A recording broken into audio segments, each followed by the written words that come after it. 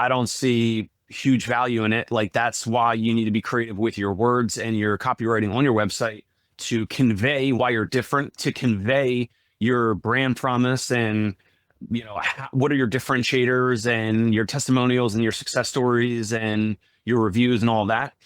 I just don't think, even now in 2025, I just don't think a chatbot is really going to move the needle for a practice.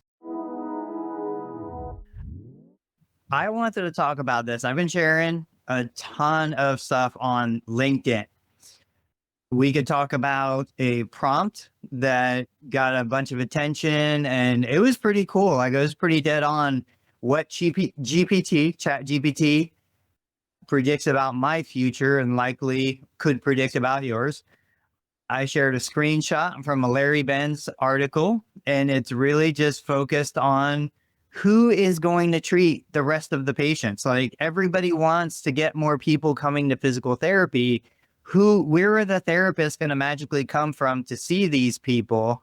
And then I was just sharing, Facebook is still like ramping up, accelerating to almost 2.5 million views on my business page since July 1st.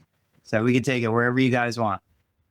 I said we go. I'm interested in this prompt here. Yeah. Are you close enough to read it? Because my eyes aren't that good. Yeah. The prompt that you shared, you said you lost the original post, but someone shared the prompt for ChatGPT and then you reshared it, which was based on everything you know about me and based on everything you know about human behavior and the users across ChatGPT. What would you say is the most likely outcome for the next 12 months of my life and career? We're going deep. Please use pattern recognition, not just to leverage the patterns inside of me, but also the patterns within other people. Provide not just the outcome, but the odds and your rationale. So essentially, you're turning ChatGPT into a crystal ball. I'm not 100% sure, but is it able to do that? Is it able to access what other users are doing? How's that work? I believe it can access just its own data set to know, like, understand human behavior, understand patterns, understand the likelihood. I mean, again, I'm not an expert, but it's a large language model. It's predicting the next word. And I think with enough, which it has more than enough information, it can kind of get a sense. Now, part of the challenge for anybody watching, I've got the $20 a month account. My kids use it. My wife uses it. I'm like, guys, you're going to screw up my account. Like, just stop asking it these questions, because my account is like a prime to turn everything into an article, to turn everything into a business idea about physical therapy. But that being said, I don't know if you can access the article that I wrote with that post. It was pretty dead on. It's like, you're on the cusp of doing this and this digital product. And like, it understood without me telling it where I was going. You guys remember the articles that Google could predict a divorce? Google could tell you when like somebody was pregnant. Like, Google knew all of this stuff before users knew it, because it understood your search patterns and what you were looking for. Dave, what do you think about something like this? I was just chuckling because, you're going to get mad at ChatGPT, or you're going to get mad at your family, because ChatGPT is going to be reporting up to Sam Altman and, the owners of OpenAI and saying this user in Ohio has significant prompt and search volume. It's very odd, going from business to, I don't know, how to do like tricks with like a basketball or, whatever. And any other normal or average thing that your wife might be prompting it. So, but no, I think it's a cool exercise. I want to hear more from you about it. Like, what other things that you're seeing that you're getting back in terms of the responses. But yeah, I think it's a cool tool to continue to explore and see what else it gives you. Did you guys see the article headlines that have been coming out where I don't know who they were, but they studied like AI alone, doctors using AI to make a diagnosis, and doctors making a diagnosis alone. And the results were like, don't quote me on the numbers, but doctors alone were like 70% accurate. Doctors using AI were like 73% accurate. AI alone making the diagnosis like 98% accurate. And so I think if you combine a prompt like this with what we know that AI can do in regards to diagnosing and developing plans and all of this stuff, I don't see a world in which AI isn't better at just about everything related to medicine, physical therapy, any of that stuff. And that's why I think this like little prompt, the AI knows so much about us, and it picks up on things like, oh man, my shoulder's been bugging me. I couldn't do this. I couldn't do that. I don't know if you guys have done this, but any of the listeners, like pretend you're a patient. Tell ChatGPT that you are a physical therapist, but do it in a 20 questions kind of format, because you need the AI to be able to tease out the answers that it needs for the information that it needs. So you got to tell it to ask me 20 questions about this condition, and let's see if you can figure out the diagnosis. Let's play a game, that kind of stuff.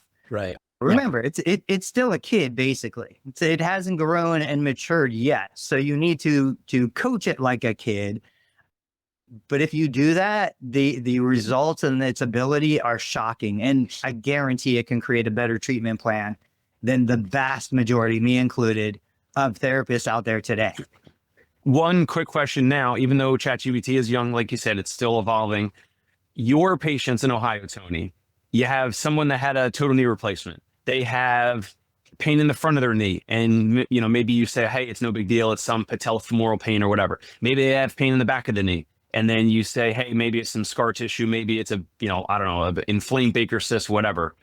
Right now, I believe that your patients and clients and residents in your area of Ohio would still trust you more, you, Tony Maritato, you more, because you're there in the human form.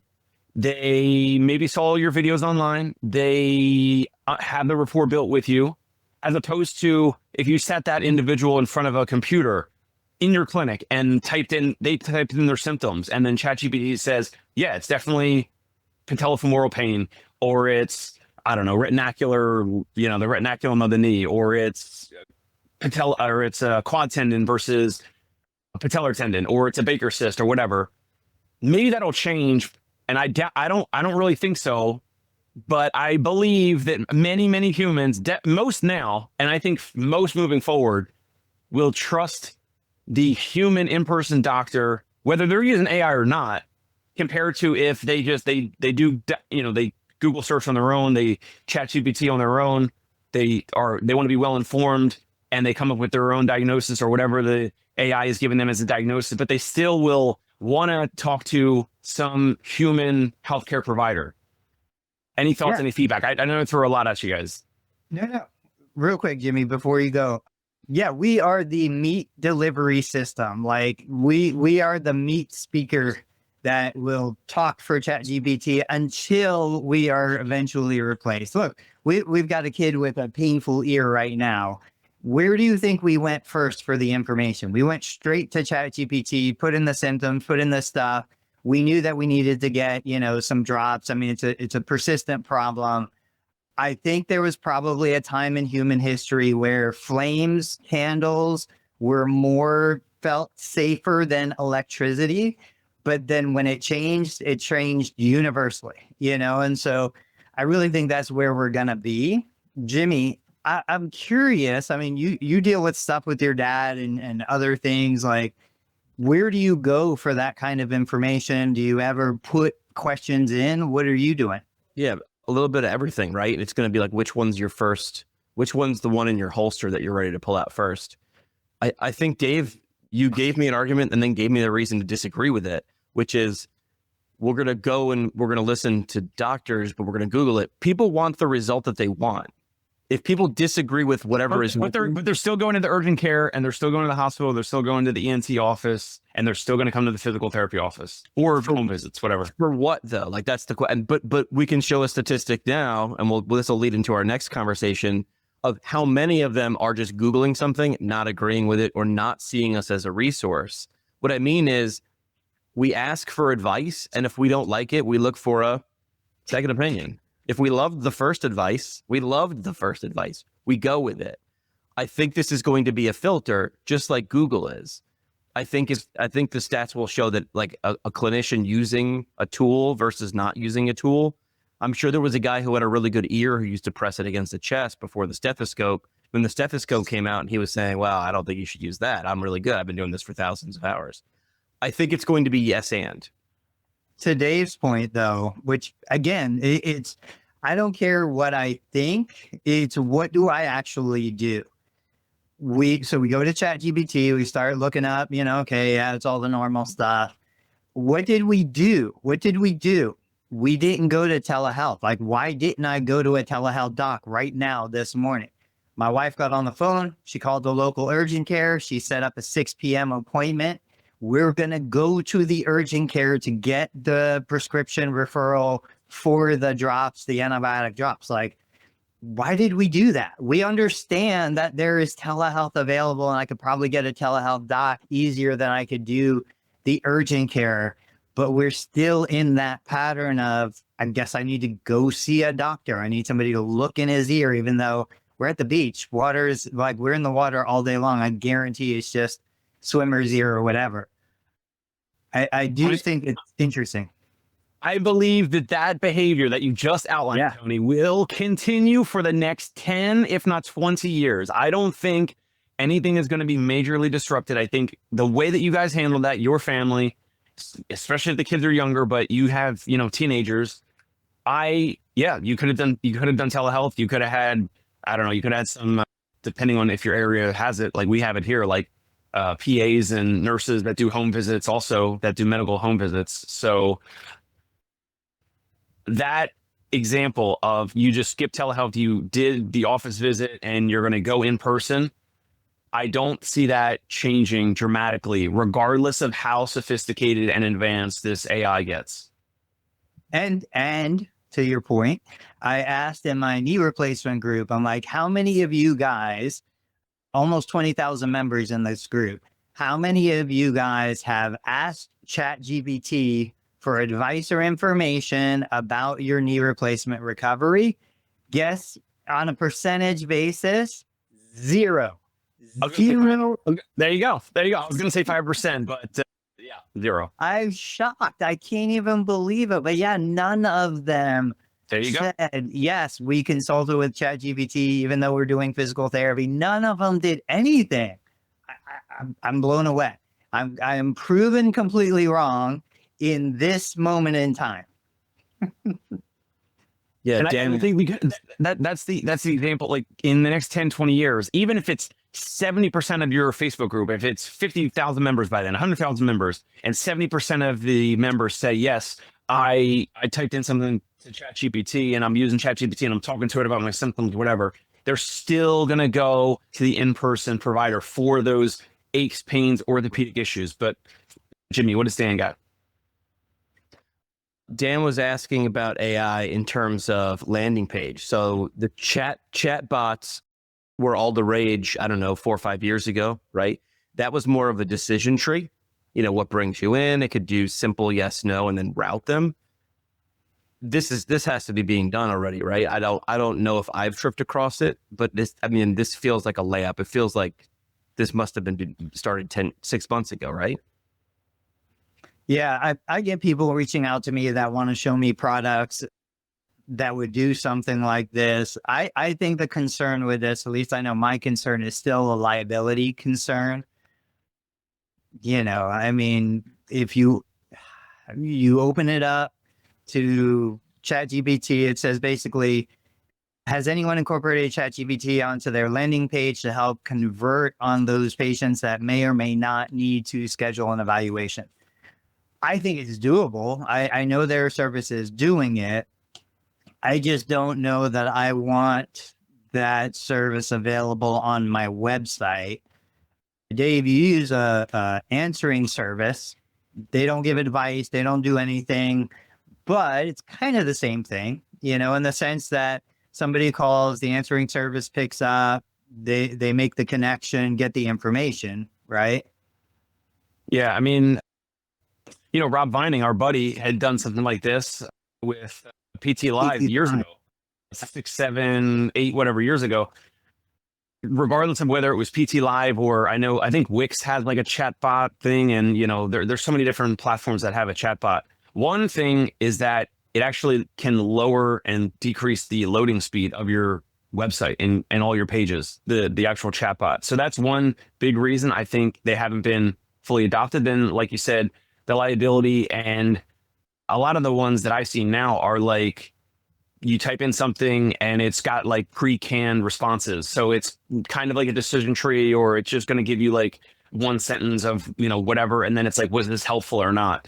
And so I don't see that tool evolving either. I mean, you could plug ChatGPT on your website and try to have it answer questions, but then it's like, I mean, that same person could just go off your website, go into ChatGPT and, ask the same types of questions, unless they're asking, does your practice do this? And that's why they would be on your website asking about it. But I agree with Tony. I don't see huge value in it. Like, that's why you need to be creative with your words and your copywriting on your website to convey why you're different, to convey your brand promise, and, what are your differentiators and your testimonials and your success stories and your reviews and all that. I just don't think, even now in 2025, I just don't think a chatbot is really going to move the needle for a practice. Well, I see the value in it. I love the idea. I'm just concerned about the liability of it. Like that's where I would have my hesitation. But if I can't see a world again that we live in 3 years from now that so going back 20 years, we had a young girl. She was a massage therapist, exercise tech. We had trained her on all the questions to ask and how to, interview the new caller calling in. And she would collect all the information, put it into our documentation system, save the therapist a ton of time. She was the human version of this 20 years ago. It's definitely something that needs to happen. We're just not necessarily in a position that we would take on the risk of doing it, but I definitely see huge value in it. And this goes to maybe the second topic for today. How do we leverage technology, humans, other, opportunities to allow the profession to see more of the people who need our services? Larry Benz shared a post on LinkedIn. This is a screenshot from his article, but this has been a topic I've been talking about lately a lot more. So it says, with only 10 to 12% of patients with aches, pains, sprains, and strains. I think those 4 words are kind of interesting. Accessing physical therapy care. I mean, do you really need to see a physical therapist for aches, pains, sprains, and strains? Like that, this is not something that needs the level of a DPT. This is something that absolutely should be taken care of by a lower level provider. I think we want those people. Like, I'm sure Dave loves seeing, an athlete who has a Achilles tendinopathy or something like that. Like, it's fun to treat those people. But I'm like, we're using a bazooka for something that could deal with a pea shooter. I think we're overshooting. And bottom line is, we don't have enough providers. Even if we did, magically, we get another 40,000 licensed clinicians in the profession. We can't afford to treat those people. Like, I can't do, UHC $50 a day reimbursement, filling my clinic with that. So you gotta opt out of in-network insurance, baby. Charge out of pocket like me.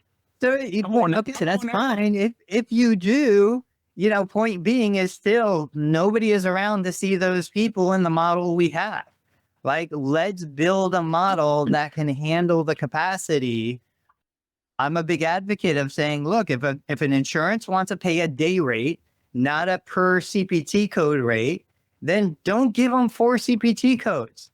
Like, give them the 1 CPT code, 10 minutes of direct care, and then, let them do their program on their own. Jimmy, what are you thinking? I don't know. I'm trying to wrap my head around all of this in terms of it's not that I'm speechless. It's just this feels like every conversation. I was just at the APTA Future of Rehab Therapy Summit. And I feel like we keep advancing what we're able to do, and we're dragged down by how we're able to do it, which unfortunately, but is money. So we keep raising the ceiling, but we're not raising the floor. So we got a really, really tall house. Meaning what? Payment, reimbursement? Is that what you're talking about? Yeah, I agree. I totally agree forever.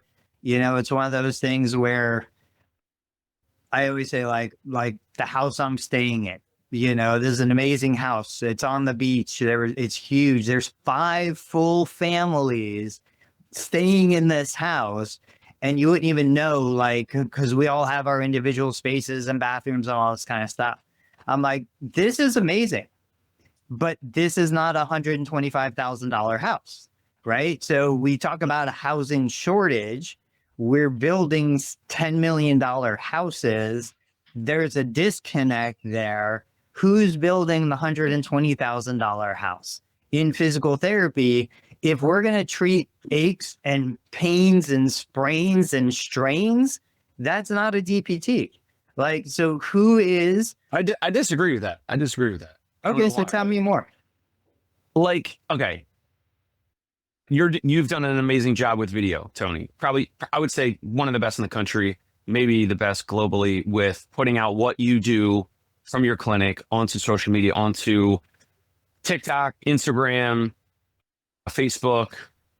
I think you do long form mostly on LinkedIn to get in front of therapists. The more people, the more practice like that. And I'm trying to do it. You've seen me, I'm working on it, putting out videos, content, all that. This will help more people find you and I and like, oh, you know what? Maybe I'll just come for 1 or 2 visits. We don't necessarily need to do a full, you know, let's do a full plan of care. Let's get you booked out for 10, 12, 15, 20 visits, whatever. I think moving forward, there's more exposure for what we do online. And I think we are primed to help people with aches, pains, and strains. Like, who else? Otherwise, they're going to pop Advil, ibuprofen. They're going to get, you know, some of the, you know, Bengay and some of the smelly joint rubs, and maybe a hot pack if they're hot pack at home, and plug in the hot pad. If that doesn't work, then they absolutely should come to or go to someone that they either get a word of mouth referral from. They check out their Google reviews. They look at our website, my website, your website. They look at our social media. They look at your social media. They're like, oh my God, this guy's obviously legit. And I believe, like, who else is better to help a 20-year-old with an ankle sprain? And yeah, an ankle sprain is not going to be 15, 20 visits. Maybe it's 1 or 2. Maybe it's a little manual therapy, and then teaching them, you know, hopping drills or progression, this, and this over the coming days or weeks or whatever. Some of those people may only want 1 physical therapy visit. That's fine. Maybe you upsell them, you cross-sell them remote programming, and you use TrueCoach or some other website to lay out an exercise program to go from ankle sprain back to basketball practice, or ankle sprain back to full-on athletic competition where you're cutting and pivoting and jumping and landing and all of that. And so I don't like, as I'm talking, I'm selling myself even more on my point. Aches, pains, and strains. You sleep wrong on the couch, you wake up, you got a crick in your neck, a crook in your neck, whatever the saying. I got stiff neck to one side. I mean, yeah, you can go to a chiropractor, yeah, you can go to a massage therapist. Who else is better than us to help with this? They don't need a full plan of care. I don't understand why, like, you're saying it's a lower level person, but anyway, that's how I feel about it. I'd be curious to know from Jimmy if they talked about any of this, or like primary care, you know, physical therapists moving into primary care. You're right. I agree. Like 1, 2 visits, bring them peace of mind, like do an evaluation, clear them, tell them what to do, or that they're going to be fine. It's going to get better on its own. And many, unless they're an athlete, many Americans will not do what they need to do. Then the ankle issue gets worse or whatever, or becomes something else. And then they have to come back. Now they have to come back for 10 or 12 or whatever visits because they need the accountability. That's a lot of people. Unless you're an active individual who's already motivated to move and stay consistent with a movement routine or an exercise routine or walking or whatever the routine is. So many people, most need accountability. Who is best for that? Also physical therapists. I disagree. I think there are way better people to deliver the accountability, to motivate, to encourage, to make it enjoyable. And the only thing that I would say, I agree But with these health coaches on Instagram, who? yeah, basically. I mean, anybody with a decent personality that you like spending an hour with, like that's the person who should be delivering the follow-up. The only thing I'm saying is every visit that gets moved over to an acre of pain is a visit that's not available for somebody who had a stroke, for somebody who had a brain injury, for somebody who, had a more significant situation going on. And I really think like we're at the point where we are kind of forced to ration care. We don't have enough providers to deliver it.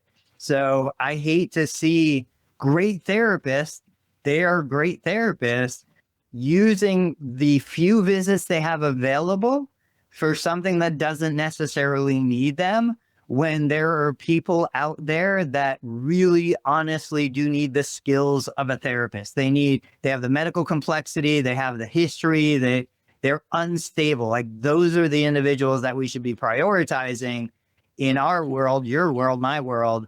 I just think we kind of do all the fun stuff. We do the low hanging fruit. We do the easy things that probably don't really need the skills of a therapist. All right, really quick on the side of the acquisitions, partnerships that I've done and looking to do, and looking at, well, obviously won't mention any names, but looking at financials and looking at their medical records. Tony, in the Northeast, and we've looked at some practices kind of all over East Coast. What we've looked at in a anecdotal, dozens and dozens of practice, not hundreds, but dozens of different companies and different practices. The schedules are not full. That's shocking. It really is. It's just so either they don't have the true demand wherever they are in the New York City area, the New York area, Jersey, PA, East Coast, Florida that we've looked at. Either they don't have the true demand, or one thing I'm coaching my therapist Porus today on a Zoom call 2 p.m. that I'm going to record and put on the Dave Kittle show and have it recorded for him to review it, which is presenting the plan of care, getting buy-in, connecting the dots.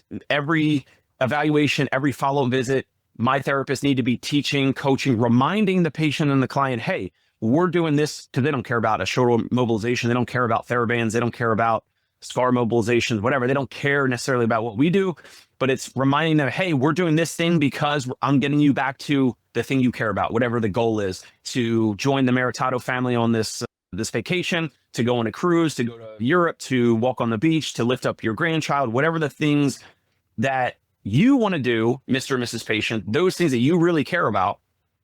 We're doing this thing today on this visit to work. This is a couple stepping stones to get back to this thing, or to get out of bed with no pain, or to whatever, to sit on the toilet with no pain, or to do the get back to pickleball, whatever it is. That's also something that I believe, especially with the practices that we've looked at, where the capacity and the schedules are not full always. They're not typically full. That's a huge component that I know it's a little bit more on the clinical side of things, a little bit more on the physical therapy side of things. But that goes back to training and coaching and mentorship. And I don't think a lot of the leadership of therapy practices in private practice have done a good job at that. You get away with it in the hospital job. They don't care if you're, if I'm seeing 7 visits per plan of care, but Jimmy is seeing, 14 visits per plan of care, and he's seeing, 2x the amount of follow visits than I am. And I'm a leaky bucket because I'm not getting my patients and clients to re-up and continue to come back, because I'm not reminding them why this is important, why I'm doing these little things, but it really tying it back and connecting the dots to what they care about. That's also a huge issue that Larry Benz, I don't think, talks about, and a lot of people don't really talk about across the country. Huge, gigantic issue. I want to hear in a minute from Jimmy about like themes, trends, what was going on in DC. But Dave, let me just ask you a clarifying question. These practices that you were looking at, were they 100% insurance based? Were they hybrid? Were they cash based? What are you looking at? Some 100% in network, some like that out of network or self-pay, and some completely cash, like some are completely self-pay. So we've looked at everything. Okay. I mean, Now I will say the ones that are self-pay or cash pay, a lot of them, these are hidden gems. I would love to partner with them. And maybe we might. And those are oftentimes more dialed in. But it's like the in-network practice we talk about, how you've talked about so many times, Tony, of like the care is basically discounted because of the insurance contracts, and it's a lower cost. So it's a lower like easier access and lower barrier to entry for a patient to start therapy. But then they have the highest turnover in terms of like the therapists or the patients that have the shortest amount of visits per plan of care. And that, what is it? What's the APT? I mean, the WebPT study that came out where, what is it, like 80 to 90% of people drop off after the first 3 to 10 visits across the country, whatever the stat was, something like that. So the in-network practice had a bigger challenge with that. Either that goes back to either training, the service that they're providing is not valuable. I don't know. They're not doing joke books like at Tony's clinic. I don't know what.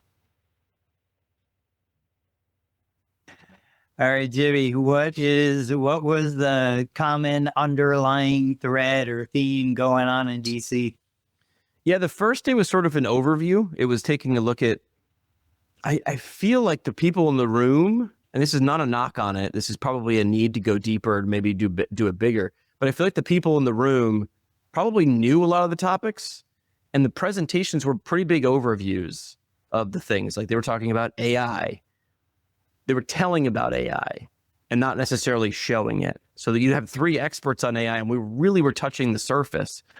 I was expecting something when you tag the word future onto it, you're going to show what something is going to be able to do 3, 5, 7 years from now, and where you should be. Where I felt like it was like almost like a 101 course. So, my reaction was, this might have worked 10 years ago, but people are a lot savvier now because of things like LinkedIn. Like you're being hit with this information every single day, 24 hours a day, 365 days a year. I come in person because I want to tactically be able to use this stuff and see how I want to be blown away. I want to see what you haven't shown on LinkedIn, what isn't being shown in your YouTube video or discussed in your podcast, where I saw a lot of that overview. So this was good for people who maybe were in the middle of the bell curve or maybe a little bit on the slower side. But the people on stage were the experts. I feel like they weren't running. I was waiting for them to gallop a little more. The second day was a little bit more tactical, and it was exactly like examples like show how to deliver a successful innovation pitch by someone who's done it, a physical therapist who was on Shark Tank, how to file a patent. And I was like, we're going so the first day felt really wide and broad and like sort of superficial. And the second day was like super, super, super narrow and super deep. So I don't know. I'm not really sure what people were expecting. I talked to a few people and said, was this what you expected? And a couple of them had said no. But I was looking at a cross section. I would say most of the people there used to be clinicians, are now in some sort of leadership role. Right? Because they're more of a business person going to be able to take this information and figure out what they need to buy, integrate, or create next. And I don't know if they saw that. And then the few clinicians that I saw there were walking away going, I didn't really get anything to use in clinic tomorrow. So I think the APTA doing this is a huge nod. I think now they'll take feedback and dial it in. But for me, I thought it was okay. I'd give it a B-. Was this new? Is this something that they haven't done before? Correct. They did something similar a few years ago during the centennial celebration. Similar. That was very, very, very high level. They had like Jill Biden showed up and we were talking like pie in the sky. This came down to earth a little bit in a good way. I think they still have a ways to go. I would like to see more interactivity. What can't I do? Like if they had live streamed this, you have to ask yourself, did I want to be in the room? They didn't live stream it. Which again, I still don't understand in 2025. Like live stream half of it, right? If you want to create FOMO, create FOMO. It was on purpose. You can only put so many people in the room, like the cost value perspective, right? But like start asking yourself, if I could have live streamed it and it would have been better, what could I have done if I were there? I don't know the answer. I would have said, put a few academics in there and say, how do you create a course? What is the thing? And the first question they're going to say is, what's the outcome? Well, I want to be able to use the information that the instructors have tactically. Great, work backwards. This was a bunch of presentations on buzzword topics. Great. But now what? Like, what am I supposed to do? I felt great, but what am I supposed to do with it? Because if you're a business owner or a manager and you just spent 3 days of your life flying there and back and spending money to do it, you're walking away going, what am I using on Monday? What's the Monday morning applicable? I don't know the answer, because you probably knew a lot of this. What kind of turnout was there? Any idea on how much, what total attendance was? Yeah, it was full. I mean, they capped it. They wanted it to be a smaller event. So I'm going to say there was 200 people in the room. Okay. And the title of the event was The Future of Rehab or Future. Therapy. Now, the reason they called it that was they brought in OT, the president of ASHA, the speech language pathologists, and AOTA. I think that's a great move. I think that's one thing the APTA has been doing. We're the larger of the three associations. I think there's a pretty big opportunity if we band together. We're not really competing, but we're also, I mean, a lot of times in hospital systems, we're lumped together. PTOT speech, PTOT speech. How do you take advantage of that, right? Why aren't we using resources and sharing things instead of fighting everything on our own? I think that's a brilliant strategic political move on behalf of APTA. Yeah. What would you, if just looking at the title, Future of Rehab Therapy Summit, what would you have wanted to do? I want to hear this from Tony as well. Great question. Like, what would you have wanted to see? What would you have expected? I would have assumed we would have been talking about value-based care. I would assume we've been talking about like therapists moving into primary care providers for musculoskeletal issues, that kind of stuff.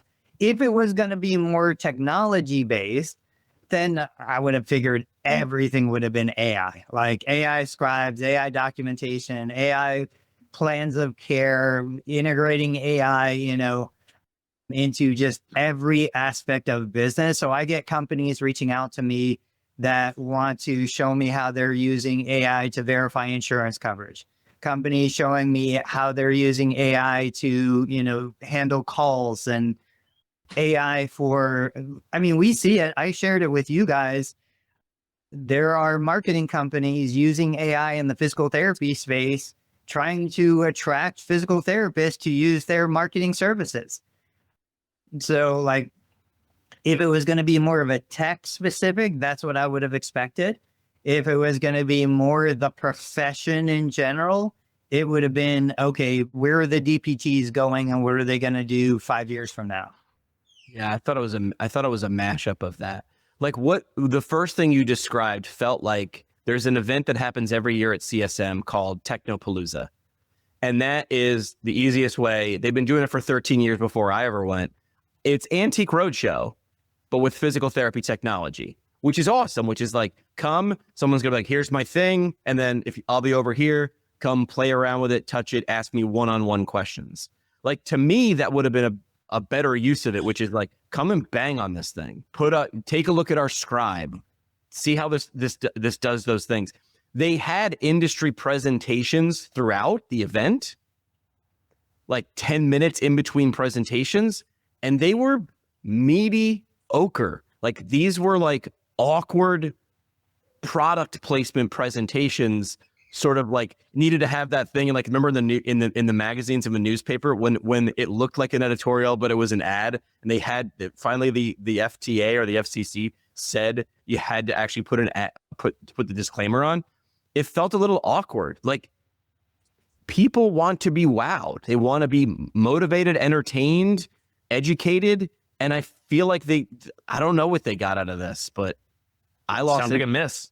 Sounds like a miss. But the fact that they're doing it, and I know a few of the people who are responsible, like, again, someone was like, well, what would you have done? I'm like, I don't know.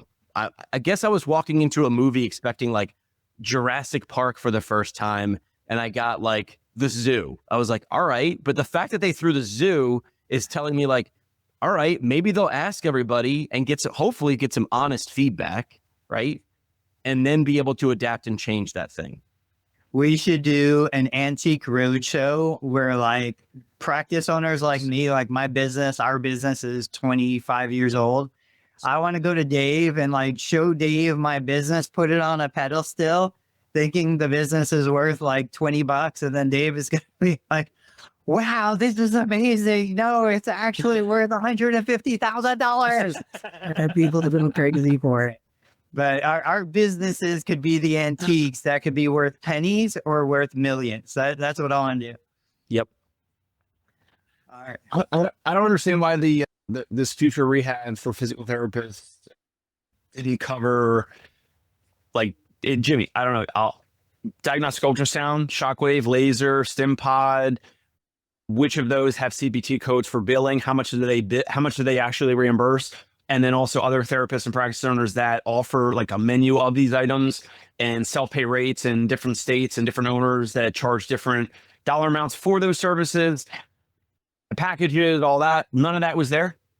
Not that I saw in my best I mean, estimate. and I do agree with Tony, like AI scribes and AI documentation and AI for practice management. If you're a practice owner, like absolutely that should be totally included for sure. But then the other things like services and, self-pay options. I mean, the fact that like any of these events occur and we're not talking about in-network payment reimbursement being the same or less is just absolutely insane and disingenuous. Yeah, from what I saw, it was really like, I guess a good start, like high level on a lot of these things. But again, with platforms like LinkedIn and YouTube and ChatGPT, I feel like people are past that.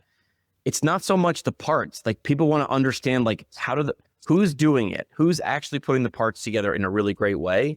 How's this working? Yeah, but I think speaking for all of us, I think regardless, first time, right? It's going to get better from here. Glad they're doing it. Glad they're moving in that direction. I have a question for Jimmy, and you might not be too familiar with the Atlas AI Scribe, but have you guys, and I'm putting this out to the listeners as much as to you two, I still don't think there is an AI scribe or AI functionality within EMR that goes back and forth, that is conversational. So when I use ambient listening and it generates the treatment note or generates the evaluation, I needed to ask me questions. And I think there's a huge gap in that where like, if I was going to do documentation as a human, and Dave is the therapist, because we used to do this. Dave would be out there, he'd be treating the patient. I'm like, Dave, all right, so tell me about today's visit and what'd you guys do and how did you progress this and what was that? And like, we would have a conversation. There would be a back and forth because Dave would have stuff in his head that he might not verbalize, that it would be my responsibility to extract that information from Dave. The AI can absolutely do that with proper prompting back and forth, but I don't think there are any scribes out there or any technology. I don't even think like Prediction Health or any of them do it, where it literally records the conversation, generates the basic framework, then prompts the therapist, even if maybe the information is there. Hey, Dave, ask about this. And then Dave would be like, oh yeah, I forgot. So John, what are you doing about these things? Gets the information. Have you guys seen or heard any two-way systems like that right now? I don't think so. I have heard one, and I don't know the name of it, but if someone does, please drop it. Someone was saying there was an AI sort of overlay, like an app that was sort of a plugin that plugged into your EMR, saw that you were working on a knee evaluation, would then generate 3 to 5 questions based on current practice, have you answer them after the encounter, and then it would credit you CEUs. So essentially it'd be like, you were just working on a knee. And like, here's a little blurb about knees. Now answer these 3 to 5 questions. And essentially you're banking CEUs. It's 0.01 CEU every time you answer a question. But if you're just answering, essentially it's like trivia afterwards. But your score is going towards your CEU count. Yeah, that's cool. But anyway, so whoever's out there working on it, let's get a little bit of back and forth. If we're ready to pivot, Dave, I know you're working more on organic content, organic reach. Jimmy, can you pull up the Facebook numbers? So you guys, I've said it, I'll share it again. This is my Facebook business page, either Instagram or Facebook. I don't know who prompted me. One of those platforms said, hey, it's a great idea to share your 100 best Instagram posts onto Facebook. Now, I already share all of my Facebook or my Instagram onto Facebook anyway, but I was like, oh, I'm going to try it and see what happens. I hit one button. It auto scheduled 4 posts a day. You guys can see up on the screen. I'm at like 2.3 million or something, starting basically beginning of July. The revenue, the money I'm making from just Facebook monetization, it's like $300 something so far. I'm blown away. I can't believe that I can repost the same videos because these have already been shared and I'm not getting penalized. So this is all organic. This is just those little video clips that you guys know I do. Dave, what are your thoughts on this? Now, I will say, I'm not running ads also. I should run ads behind this bump in reach. What would you do, Dave, if you were getting this kind of reach? Well, just to clarify, so you are hosting a video that you posted 6 months ago, a year ago, and then you're taking that exact same video file and you're posting it again on your same Facebook business page. Is that correct? Basically, yeah. Yeah. Yeah. So the fact that you're not getting dinged from Facebook is great because you know that they always want, new, unique, organic content, and you're reposting it again. So it's almost like Facebook is telling you right now, hey, Tony, your video content is, at least right now, is evergreen, meaning you can reuse it or, recycle it. And you don't have to change, you don't have to edit the beginning. You don't have to change, I don't know, like a filter or put, I don't know, different graphics on it or whatever. Insert, any type of other clips into that video. So that makes it easier for you, I'm assuming, as a business owner. So pretty cool. It's awesome stuff. I love it. Yeah. And the fact that I didn't even have to do anything. Like I literally pushed the button and either Instagram or Facebook, whichever, auto-generated, auto-scheduled, did everything automatically, averaging about 4 posts a day. Now, I still supplement or support that with new original content. Even while I'm on vacation, we were sitting at the beach yesterday, I can put up a couple of short videos. But I'm just shocked that they would encourage duplicate content. I mean, this is straight up duplicate content to be reshared, reposted without hurting my reach. And so Facebook is giving you that like notification of like, hey, you posted this video a year ago or however long ago, and then you're just tapping a button to post it again. Is that kind of what you're seeing on like the admin side of the Facebook page? Yeah. Yeah. Okay. It's awesome.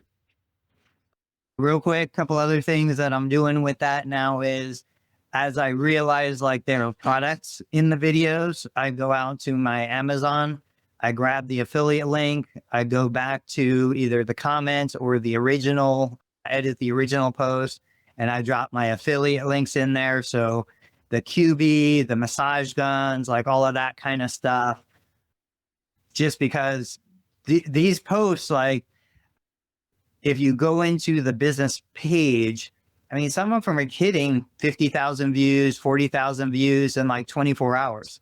So they're getting great reach. Now, I haven't seen a huge jump in my Amazon affiliate income, but I think Prime screwed me. Like every time Amazon Prime comes up, my affiliate income drops. I think as people already know what they're going to buy, they're just waiting to buy it.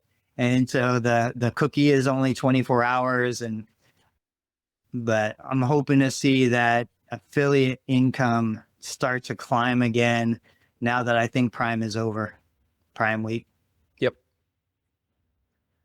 All right. Are we good? We're going to wrap it, or any other topics? That's all I Yeah. got. All right. So- Parting shots. So don't pay attention to what we say, pay attention to what we do. As much as I tell you guys that, telehealth and AI and everything is the future, I'm still sitting here, and tonight at 6:00, we're going to take my kid to a human in the urgent care to get the prescription for the antibiotics. 6 p.m. is as soon as you can get them in? Yeah. Wow. That's impressive. Yeah, I love it. I mean, I want to just highlight again, focusing on the thing I'm going to be re-coaching, reteaching, training, mentoring my physical therapist on presenting the plan of care, getting buy-in from the new patients and clients, connecting the dots from what they care about, and integrating that into your treatment. They don't care. No patients out there care about your treatment.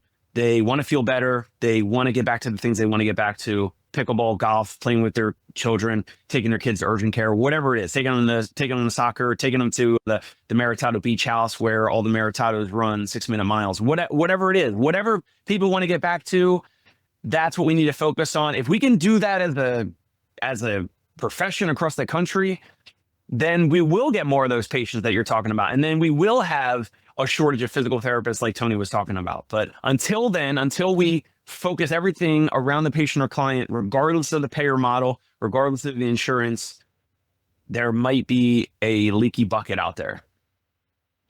I would say, I'd reiterate, don't pay attention to what someone says, watch what they do. I think the APTA Future of Rehab Therapy Summit is a really good start.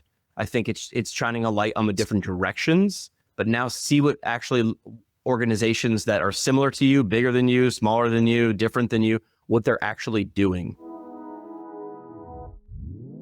Hey, it's Dave Kittle. Are you a healthcare business owner or physical therapy practice owner who is looking to figure out your succession plan or exit strategy? We might be able to help. And in fact, we may be interested in acquiring your practice. If you're interested, you can reach out to me. Shoot me an email at dave@conciergepainrelief.com. That's DAVE@CONCIERGE painrelief.com. Or you can call me at any time, 646-781-8884.